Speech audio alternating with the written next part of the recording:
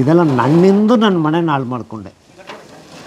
ಅದರಿಂದ ದೇಶದಲ್ಲಿರೋರು ಯಾರಾಗೇ ಇರಲಿ, ವಿದ್ಯಾವಂತರಾಗಿರಲಿ, ಅಲ್ಲಿಯವರಾಗಿರಲಿ, ಕೆಟ್ಟವನ ಸಹವಾಸ ಯಾವತ್ತು ಕೆಟ್ಟದಲ್ಲೇ ಆಗೋದು, ಅದು ಒಳ್ಳೆಯದು ಆಗಲ್ಲ. ಆದರೆ ನಾವು ಮಾಡಿದ ತಪ್ಪು ಎಂಥ ಒಂದು ಕೆಟ್ಟ ಕೆಲಸ ಮಾಡಿದೆ. ಕೆಟ್ಟವನ ಸಹವಾಸಕ್ಕೆ ಹೋಗಿ ಇಡೀ ನನ್ನ ವಂಶ 2,000 ರೂಪಾಯಿ ಇದ್ದಿದ್ದರೆ ಅವತ್ತು ನಮ್ಮ ತಂದೆನ ಉಳಿಸ್ಬಿಡ್ತಾಯಿದ್ದೆ. ಇವತ್ತು ಜೀವಂತವಾಗಿರ್ತಾಯಿದ್ರು. ನನ್ನ ಆಸ್ತಿ ಹೋಗಲಿ, ಅದ್ರ ಬಗ್ಗೆ ನನಗೆ ಚಿಂತೆ ಇಲ್ಲ.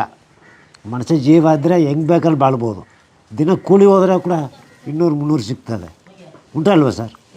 ಈಗ ಬ್ಯಾಂಗ್ಳೂರಲ್ಲಿ ಹೋಗಿ ಮೋಟೆ ಹೊಡೆದ್ರೆ ದಿನ 1,000 ರೂಪಾಯಿ ಸಂಪಾದನೆ ಮಾಡ್ಬೋದು. ಎಲ್ಲಾರು ಕಳ್ಕೊಂಡ್ರೆ ನಾವು ಒಬ್ಬಳು ಇರ್ತೀವಿ, ಏನಿಲ್ಲ 2,400 ಗಂಟೆ ಇರ್ತೀವೋ ಇಲ್ವೋ ಅಂತ ಅನುಮಾನ ನಮಗೆ. ಅವ್ರು ರೀಸರ್ಚ್ ಮಾಡುವಾಗ ಟಾಯ್ಲೆಟ್ ಹೋಗೋನು ಅವ್ನ ಕೈಲಿ ರೈಫಲ್ ಇತ್ತು.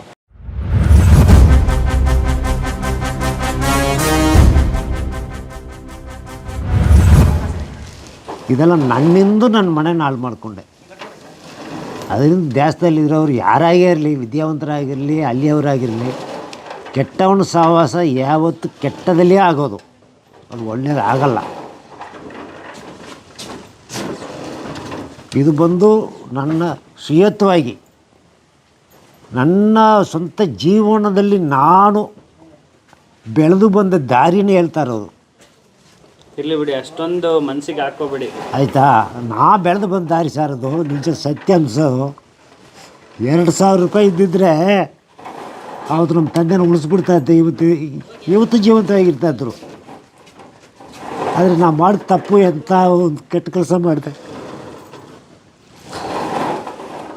ಕೆಟ್ಟವನ ಸಹವಾಸಕ್ಕೆ ಹೋಗಿ ಇಡೀ ನನ್ನ ವಂಶ, ನನ್ನ ಆಸ್ತಿ ಹೋಗಲಿ, ಅದ್ರ ಬಗ್ಗೆ ನನಗೆ ಚಿಂತೆ ಇಲ್ಲ.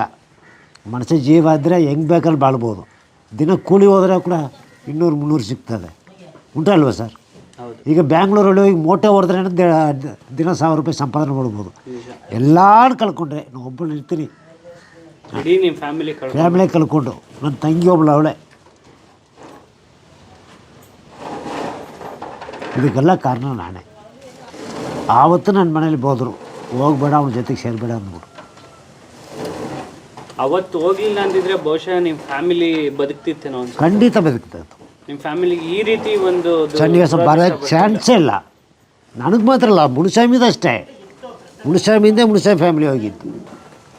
ಅಷ್ಟು ಕಷ್ಟ ಎಲ್ಲ ಅನುಭವಿಸಿ ಬಂದಿರ್ತೀವಿ ಸರ್. ಏನೋ ಒಬ್ಬನಾಸಿ ಉಳಿಯೋಕ್ಕೆ ಸಾಹೇಬರುಗಳೆಲ್ಲ ಸಪೋರ್ಟ್ ಮಾಡಿದ್ರು. ಶಂಕರ ಬಿದರಿ ಸಾಹೇಬರು ಎಲ್ಲರೂ, ಎಲ್ಲ ಅಧಿಕಾರಿ, ಎಸ್ ಟಿ ಪಣ್ಣ ಅವ್ರನ್ನ, ಮತ್ತು ನಮ್ಮ ಅರಣ್ಯ ಇಲಾಖೆ ಅಧಿಕಾರಿಗಳನ್ನ ಇವತ್ತು ಗಂಟ ಯಾರು ನಮ್ಮನ್ನ ಒಂದು ಕೆಟ್ಟವಾ ಇವನು ಬಂದು ವೀರಪ್ಪನ ಜೊತೆಗೆ ಇದ್ದವನಂದು ನಮ್ಮನ್ನು ಯಾರು ಭಾವಿಸಲ್ಲ. ಏನೋ ತಿಳುವಳಿದಕ್ಕೆ ಇಳಿದು ಅವನ ಜೊತೆಗೆ ಸೇರಿರ್ಬೋದು. ಕಾನೂನು ಪ್ರಕಾರ ಸರೆಂಡರ್ ಆದ, ಅವನು ಕೇಸ್ ಮುಗಿಸ್ಕೊಂಡು ಬಂದು ಆರಾಮಾಗಿ ಇರ್ತಾನೆ. ಯಾವ ತಪ್ಪು ತಂಟೆಗೆ ಹೋಗಲ್ಲ. ಒಂದು ಒಳ್ಳೆಯ ಕಾರ್ಯ ಅಂದರೆ ನನ್ನಿಂದ ಆದರೆ ಮಾಡಿಕೊಡ್ತೀನಿ, ಅಧಿಕಾರಿ ಜೊತೆಗೆ ಮಾತಾಡಿ. ಆಗಿಲ್ಲ ಅಂದರೆ ಆಗಿಲ್ಲಪ್ಪ. ನೀವು ಇವಾಗ ನಮ್ಮ ಕರ್ನಾಟಕ ಸರ್ಕಾರದಲ್ಲಿ ಯಾವ್ಯಾವ ಅಧಿಕಾರಿ ಜೊತೆ ನಿಮ್ಮ ಒಂದು ಇವನ್ನ ಹಿಡಿಯೋದ್ರಲ್ಲಿ ನಿಮ್ಮ ಪಾತ್ರ ಯಾವ ಥರ ಇತ್ತು, ಮತ್ತು ನೀವು ಹೇಗೆ ಸಹಾಯ ಮಾಡಿದ್ರಿ, ಯಾರೆಲ್ಲ ಇದ್ದರು? ಇವಾಗ ಹೇಳಿದ್ರಿ ನೀವು ಅಲ್ಲಿಂದ ಬರ್ತಿದ್ದಂಗೆನೇ ಶಂಕರ್ ಬಿದ್ರಿ ಅವರು ಅಧಿಕಾರ ತಗೊಂಡ್ರು ಅಂತ. ಹೌದು ಸರ್. ಹಾಂ, ಹೌದು, ಶಂಕರ್ ಬಿದ್ರಿ ಅವರು. ಅದಾದಮೇಲೆ ನಿಮ್ಗೆ ಶಂಕರ್ ಬಿದ್ರಿ ಅವ್ರ ಪರಿಚಯ ಆಯಿತು. ಅದಾದಮೇಲೆ ಎಸ್ ಪಿ ಅವ್ರ ಪರಿಚಯ ಆಯಿತು.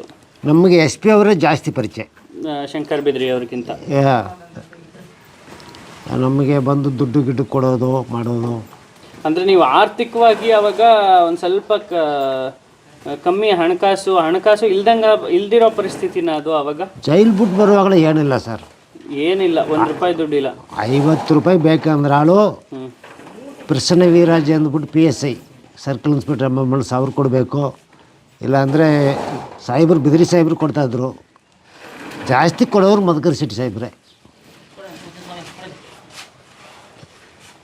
1,500 ಅವ್ರ ಕೈಗೆ ಬಂದಂಗೆ ಅವ್ರ ಜೋಬಿಗೆ ಬಿಟ್ಟು ಹೆಂಗೆ ಹೇಳೋದು. ಇಲ್ಲ ಸರ್ ಬೇಡ ಅಂದೇಳಿ ಇಟ್ಕೊಳ್ಳೆ ಅಂದ್ಬಿಟ್ಟು ಜೋಬಿಗೆ ಹಾಕೋರು.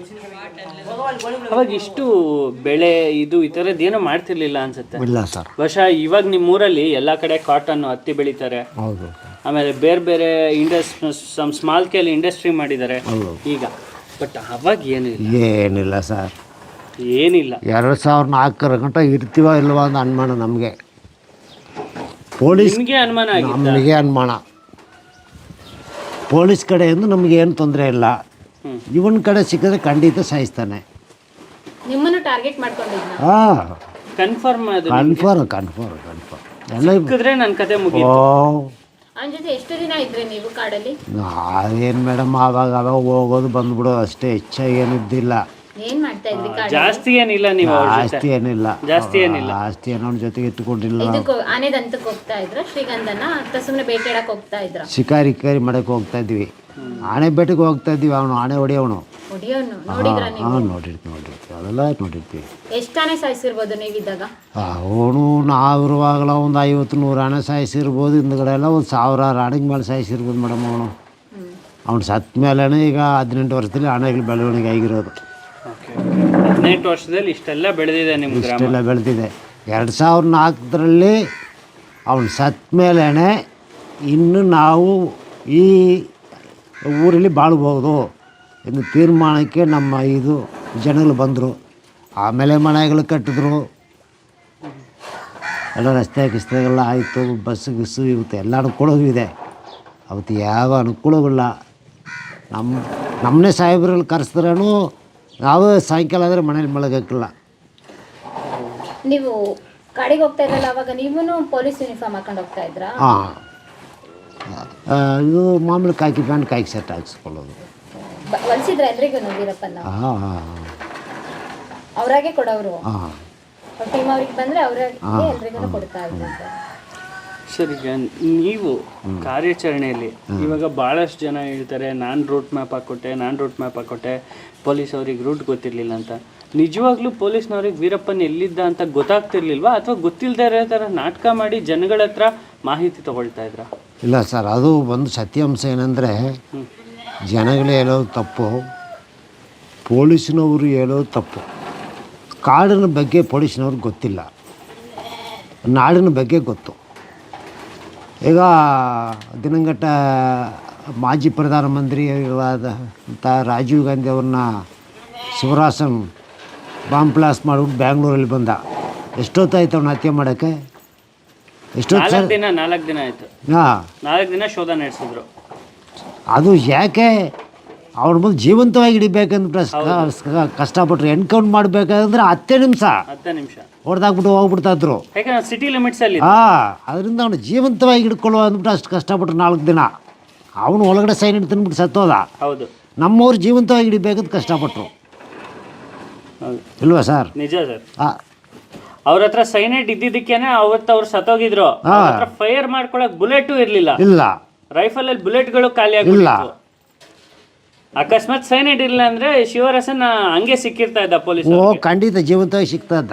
ಎಲ್ಲ ಇಡೀ ಸೌಭಾಗ್ಯ ಬಾಳ ಎಲ್ಲರೂ ಸಿಗ್ತಾ ಇದ್ರು. ಅದರಿಂದ ಅರಣ್ಯ ಅಧಿಕಾರಿಗಳಿಗೆ ಕಾಡಿನ ಬಗ್ಗೆ ಗೊತ್ತು, ಪೊಲೀಸ್ ಅಧಿಕಾರಿಗಳಿಗೆ ನಾಡಿನ ಬಗ್ಗೆ ಗೊತ್ತು. ಇದರಲ್ಲಿ ಏನೋ 5 ಜನ ಒಂದು ಇದು ಮಾಡೋರು, ಅದರಲ್ಲಿ ಒಂದು ಗ್ರೂಪು, ಒಂದು SI, ಒಬ್ಬರು ಬಂದು ದಬೇದಾರರು, 3 ಜನ PC, ಮತ್ತು ಫಾರೆಸ್ಟ್ ಡಿಪಾರ್ಟ್ಮೆಂಟ್ನವ್ರು ಒಬ್ಬರು PCP ವಾಚರು. ಆವಾಗ ಒಂದು ಎಲಿಫೆಂಟ್ ವಾಚರ್ ಅಂತ ಹೇಳ್ತಾಯಿದ್ರು. ಓಕೆ, ವಾಚರು ಇಲ್ಲಾಂದರೆ ಗಾರ್ಡು. ಅವ್ರ ಜೊತೆಗೆ ದಾರಿ ಕರ್ಕೊಂಡು ಹೋಗ್ಬೇಕು. ಕಾಡು ಒಳಗಡೆ ಇವ್ರಿಗೇನೆ ಗೊತ್ತು, ದಾರಿ ಪಾರಿಗಳೆಲ್ಲ ಇವ್ರ ಕಾಡುವಾಸಿಗಳಿಗೆ ಗೊತ್ತು. ವಾಚರ್ಗಳು ಇಲ್ಲಿ ನಿಮ್ಮ ಊರಿನವ್ರೆ? ನಮ್ಮೂರಿನವರಿದ್ದರು. ವಾಚರ್ಗಳು ನಿಮ್ಮೂರವ್ರೆ? ನಮ್ಮೂರಿನವ್ರೆ. ಆಚ ಕಡೆಯಿಂದ ಯಾರನ್ನೂ ತಗೊಳ್ತಾ ಇರಲಿಲ್ಲ? ಆ ಕಡೆಯಿಂದಿಲ್ಲ. ಯಾಕಂದ್ರೆ ಈಗೆಲ್ಲ ರೆಕ್ರೂಟ್ಮೆಂಟ್ ಬಂದರೆ ಫಾರೆಸ್ಟ್ ಡಿಪಾರ್ಟ್ಮೆಂಟ್ ಆಚ ಕಡೆಯವ್ರನ್ನ ಕೆಲ್ಸಕ್ಕೆ ತಗೊಳ್ತಾರೆ ಸರ್. ಮುಂಚೆ ಹಂಗಿಲ್ಲ. ಇಲ್ಲೇ ತಗೊಂಡಿದ್ರು. ನಿಮ್ಮೂರಿನವ್ರಿಗೆ ಕೆಲಸ ಕೊಡೋರು? ಚಾಮರಾಜನಗರ ಗಂಟ ಫಾರೆಸ್ಟ್ ಡಿಪಾರ್ಟ್ಮೆಂಟ್ ಇಟ್ಕೊಂಡೇ ಕಾರ್ಯಾಚರಣೆ ಮುಂದುವರಿಸಿದ್ರು. ಯಾಕಂದರೆ ದಾರಿ ಪಾರಿಗಳು ಗೊತ್ತಿಲ್ಲವಲ್ಲ. ಈಗ ಒಬ್ಬರು ಬೆಳಗಾವಿಯಿಂದ ಬರ್ತಾರೆ, ಬೇಡ ನಮ್ಮ ಶಂಕರ ಬಿದ್ರಿ ಸಾಹೇಬರಿಗೆ ದಾರಿ ಹೆಂಗೆ ಗೊತ್ತು?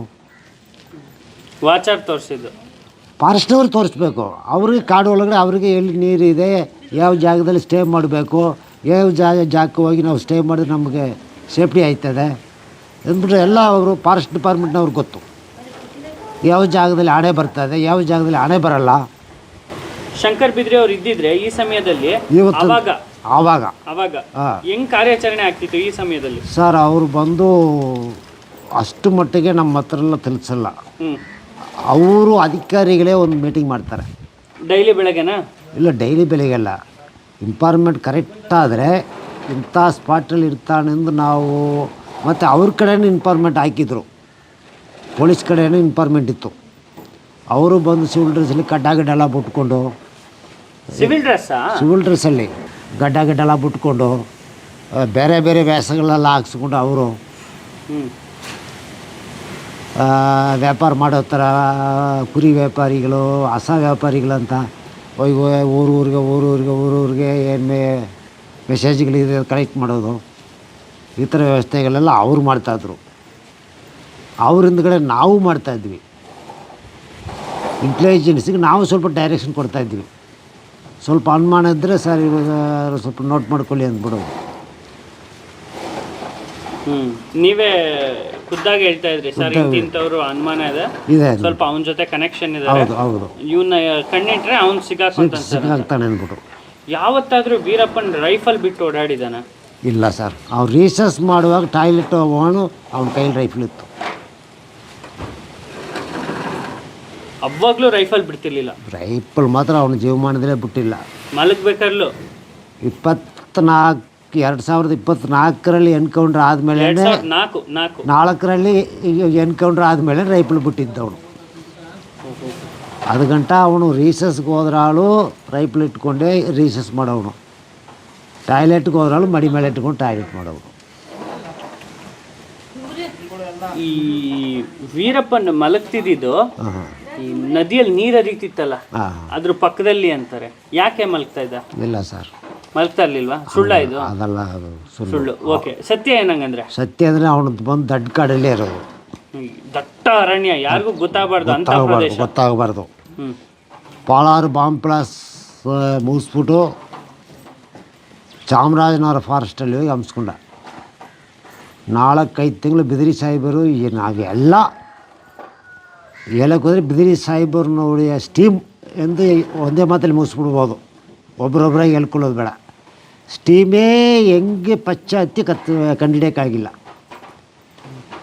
4-5 ತಿಂಗಳು ಕಳೆದ ಮೇಲೆ ಚಾಮರಾಜನಗರ ಫಾರೆಸ್ಟಲ್ಲಿ ಇರ್ತಾನೆ ಅಂತ ಗೊತ್ತಾಯಿತು. ಅವನು ಯಾವಾಗಲೂ ಗುಡ್ಡೆ ಮೇಲೇ ಅವನು ಸ್ಟೇ ಮಾಡೋದು, ಕೆಳಮಟ್ಟದಲ್ಲಿ ಮಾಡಲ್ಲ. ಯಾಕಂದರೆ ಹೆಂಗೆ ಪೊಲೀಸ್ ಬಂದ್ರಲ್ಲ ಆಗ ಇದು ಕಾಣ್ತದಲ್ಲ ಗುಡ್ಡೆ ಮೇಲೆ ಇದ್ದುಬಿಟ್ರೆ ಕೆಳಗಡೆ ಯಾವ ಕಡೆ ಪೊಲೀಸ್ ಬಂದ್ರೆ ಕಾಣ್ತದೆ. ಆ ಥರ ಅಲ್ಲಿ ಮಾಡಿದ್ದ.